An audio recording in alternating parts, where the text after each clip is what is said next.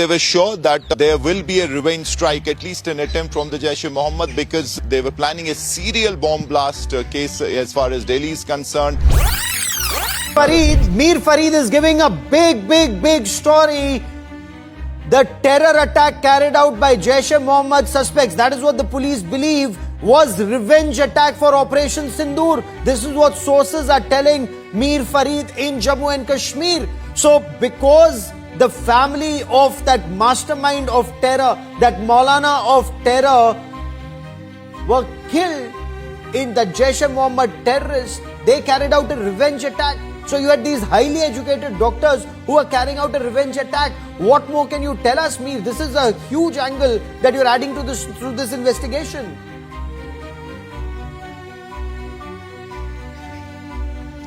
Well, Gaurav, the day this attack happened, the security agencies were apprehensive. They tried to stay ahead of the Jaish plan because they were sure that there will be a revenge strike, at least an attempt from the Jaish-e-Mohammed, because there were utterances post that they were very angry about what had happened and they wanted revenge. So post that, the security agencies, multiple agencies were keeping a lookout, trying to stay a step ahead. And it seems that this sleeper module, it was a sleeper module of these three, this trio, and they were activated post that. Now, the intent, according to highly placed sources, was that they were planning a serial bomb blast case as far as Delhi is concerned, Hindustan Ka Dil, while that plan was going fine. But as the security forces unearthed this plot, they arrested these two doctors and the OGW network.